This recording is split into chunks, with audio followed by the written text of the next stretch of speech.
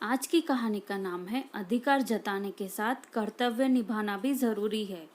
तुम पर सिर्फ मेरा अधिकार है। नमन, समझे तुम? मुस्कान चिल्लाकर बोली।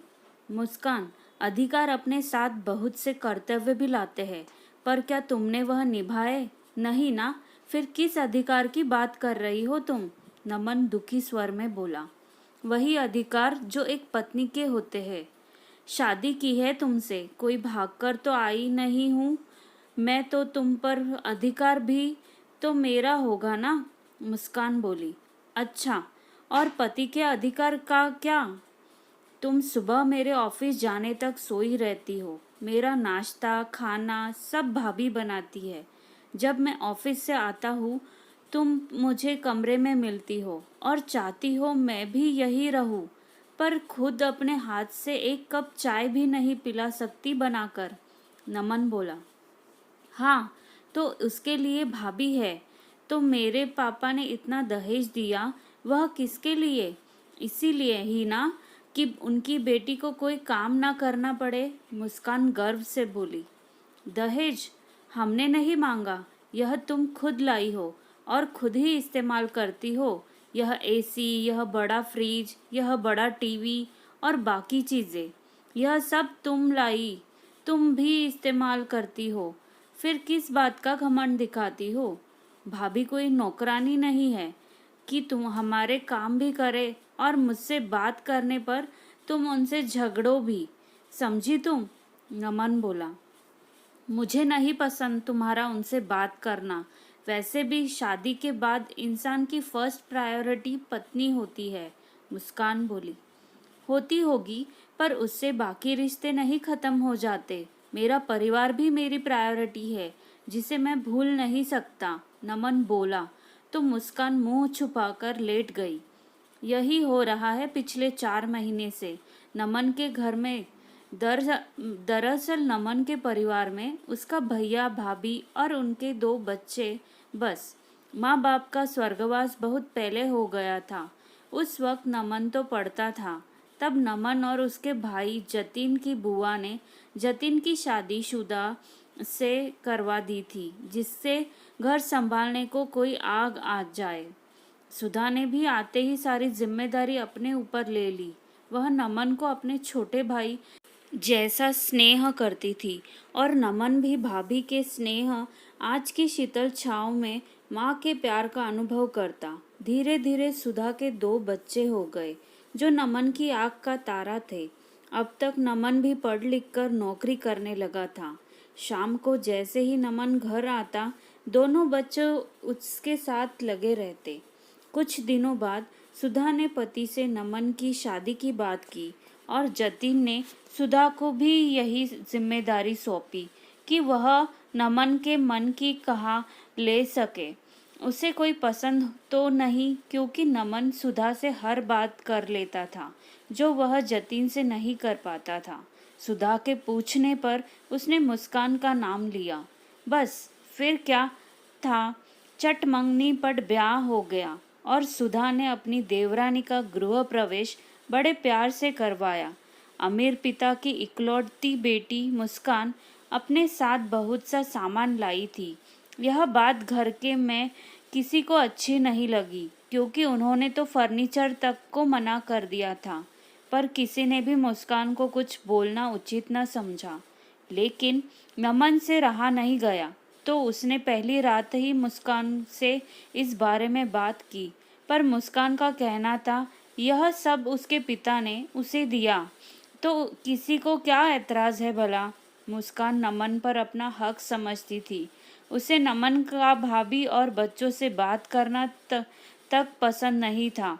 वह चाहती थी ऑफिस से आकर नमन सारा वक्त उसके साथ रहे, बस, जबकि वह घर के कोई काम नहीं करना चाहती थी। इस बात को ले उसमें और नमन में कई बार बहस हुई। आज बात ज़्यादा ही बढ़ गई, क्योंकि मुस्कान ने साफ बोल दिया था, तुम पर सिर्फ मेरा हक है, तुम अपनी भाभी से बात मत किया करो। नमन, लो तुम्हारा नाश्ता और टिफ़िन। अगले दिन रोज की तरह सुधा ने नमन को नाश्ता और टिफ़िन देते हुए कहा, भाभी, आज से आप मेरा खाना या नाश्ता नहीं बनाएगी। यह मुस्कान की जिम्मेदारी है, वह उठाएगी। नमन मुस्कान को देखते हुए बोला। क्या हुआ, मुझसे कोई गलती हुई है? सुधा हैरानी से बोली। नहीं भाभी, आप मेरी माँ हो और माँ से क्या गलती होगी भला।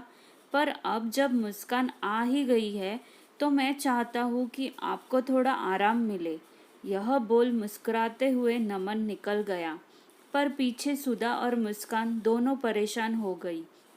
सुधा नमन के व्यवहार से और मुस्कान काम करने की सोच से। नमन, तुम्हारे और मुस्कान के बीच सब ठीक है ना? दोपहर में नमन को सुधा ने फोन करके पूछा। नहीं भाभी, पर सब ठीक हो सकता है अगर आप मेरा साथ दे तो। मुस्कान को पति से जुड़े रिश्तों की अहमियत समझा नहीं बहुत ज़रूरी है। यह बोल नमन ने सुधा को अपनी योजनाएं बताई। पर नमन, यह सब करना ज़रूरी है क्या? सुधा बोली। हाँ भाभी, कभी कभी घी निकालने को उंगली टेढ़ी करनी पड़ती है, नमन ने कहकर फ़ोन रख दिया। मुस्कान, मेरे लिए पानी लाओ। शाम को ऑफिस से आने के बाद नमन ने सीधे अपने कमरे में आकर बोला। अरे बाहर भाभी से मांग लेते, मुस्कान बोली। मुझे भाभी से कोई बात नहीं करनी, तुम सही कहती हो। मुझ पर बस तुम्हारा अधिकार है और तुम पर मेरा। हम दोनों एक दूसरे के लिए हैं, जिसमें किसी तीसरे की ज़रूरत नहीं। जाओ, अब पानी लाओ मेरे लिए, फिर बढ़िया सी चाय बना देना। और हाँ, बाहर बारिश हो रही है तो मेरे लिए पकोड़े का मन है, वह भी बना देना। नमन जूते उतारता बोला। मुस्कान की समझ में नहीं आया नमन क्या कहना और करना चाहता है। वह रसोई में आई और नमन को पानी दे पकोड़े बनाने लगी। एक गैस पर उसने चाय रखी।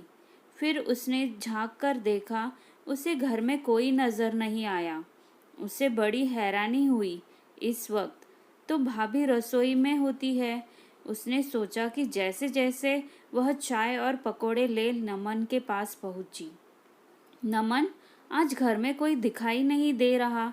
भाभी ने अभी तक खाना भी नहीं बनाया, मुस्कान कमरे में आकर बोली। हाँ, मैं तुम्हें बताना भूल गया, भैया और भाभी और बच्चे बाहर खाना खाने गए हैं। जब मैं ऑफिस से आया था वह लोग निकल ही रहे थे, नमन चाय पीते हुए बोला। भैया भाभी बाहर गए हैं और हमें पूछा भी नहीं, मुस्कान हैरानी से बोली। अरे हमें क्या मतलब, अब उनसे तुम तो हम दोनों के लिए बढ़िया सा खाना बना दो। नमन पकौड़ी का पीस मुंह में रखते हुए बोला। मुस्कान को चाय और पकौड़ी बिल्कुल अच्छी नहीं लग रही थी। लग तो नमन को भी नहीं रही थी, पर वह कुछ बोला नहीं। अगली सुबह सुमन मुस्कान को जल्दी उठाकर उसका नाश्ता खाना बनाने को कहा। मुस्कान ने टाल मटोल करना चाहा, पर नमन ने यही कहा, मुझ पर सिर्फ तुम्हारा हक है ना, तो मैं किसी और के हाथ का खाना क्यों खाऊं। अब तो नमन हर काम मुस्कान से करवाता और सुधा और उसके बच्चों से मुस्कान के सामने बात भी नहीं करता। पर शाम को सुधा और बच्चे बाहर जाते तो वहाँ नमन उनसे अपने मन की बात कर लेता था।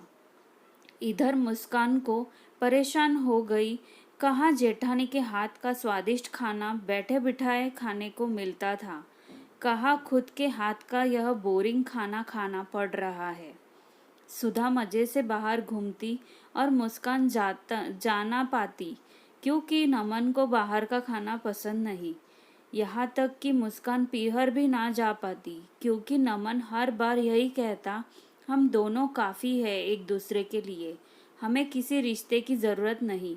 अब तो मुस्कान को लगने लगा उसने अपने पैरों पर खुद कुल्हाड़ी मार ली है, लेकिन वह नमन से कुछ भी नहीं सकती थी। धीरे धीरे उसने खुद सुधा और बच्चों से घुलना मिलना शुरू कर दिया। नमन घर आता तो मुस्कान जानबूझकर कमरे की जगह बैठक में बैठी मिलती, जिससे वह सबके साथ रहे।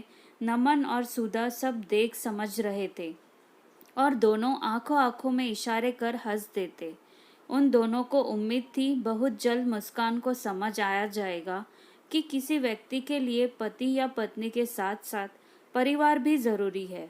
दोस्तों, हम आशा करते हैं मुस्कान को यह बात जल्द ही समझ आ जाए और हर यह परिवार सिर्फ खिलखिलाए।